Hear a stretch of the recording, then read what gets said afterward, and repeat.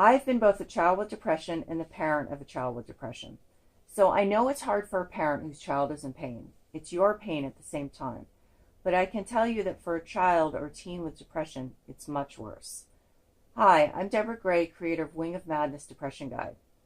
I was a child in the 1960s and 70s. At that time, even the medical community didn't realize that children could be clinically depressed. My parents knew that something was wrong, but they didn't know what it was. We're in a different time now. If you think your child is depressed, or they tell you that they're depressed, you can help them get treatment, and you can help in other ways. I've put together a list of 10 ways that you can help when your child when they're depressed. One is recognize that clinical depression is an illness and should be treated like any other illness your child might have.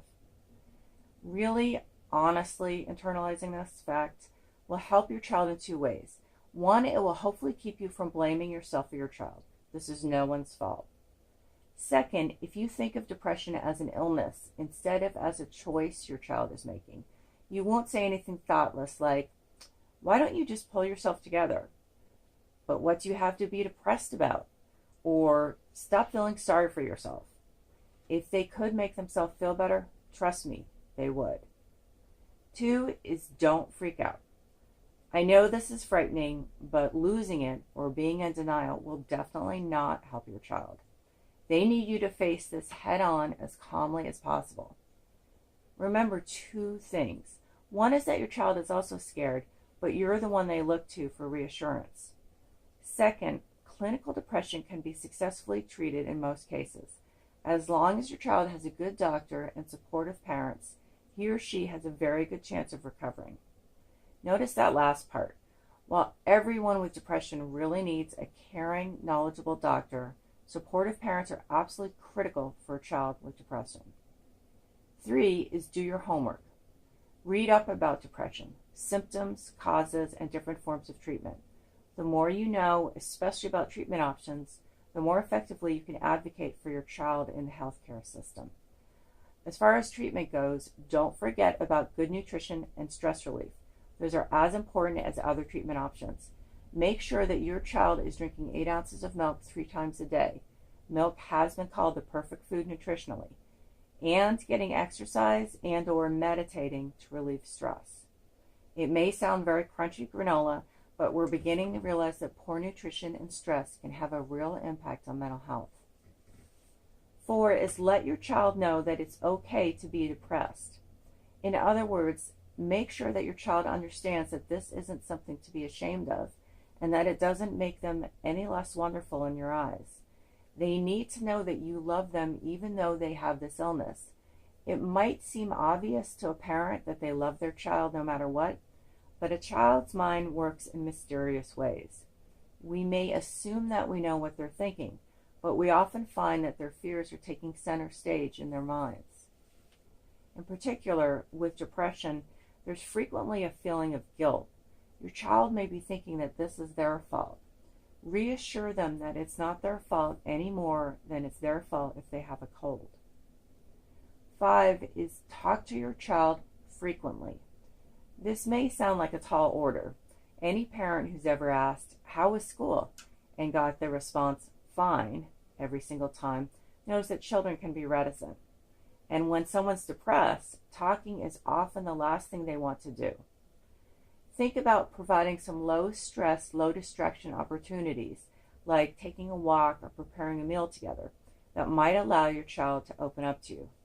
Remember that children tend to hide things from parents that they think will upset them. Make it clear to your child that nothing they say is as upsetting to you as they're not being able to talk to you about how they're feeling. 6 is be your child's advocate in the healthcare system. Make sure that their doctor is knowledgeable, caring, patient, and someone who really listens. Take charge of your child's treatment.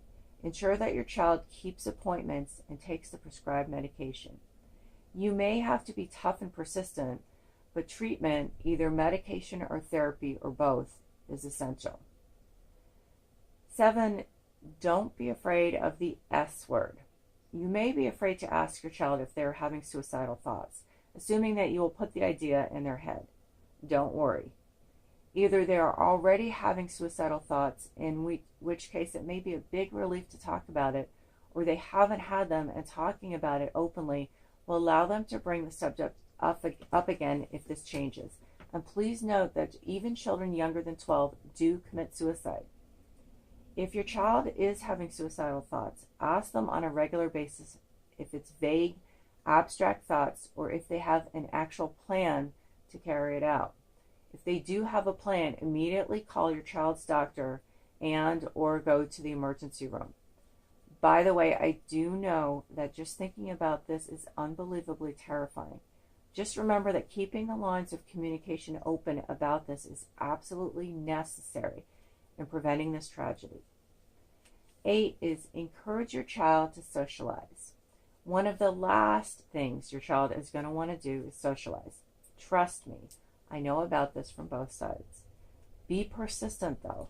Contact with friends and family provides a support system that is essential to someone with depression, and the socializing itself is important to recovery. 9, encourage your child to enter therapy. Talk therapy, especially cognitive behavioral therapy, can help your child break out of negative and self-hating thought patterns that are generated by the depression. Health insurance providers sometimes make you jump through hoops for therapy, but it's an important part of treatment. So again, be persistent. The last thing is be patient. This won't be an easy time and it won't turn around overnight. And you will have to be an absolute rock for your child, even while they're shutting you out and possibly hurting your feelings. If you feel like you need help coping with a situation, you might want to try individual therapy or family counseling. I'd love to hear your comments on this video, either questions or anything you'd like to share, or criticism, which I'm always open to. If this video has been helpful, please consider clicking the thumbs up button to give it a like. Also, if you are interested in more videos about depression, please consider subscribing. See you next time.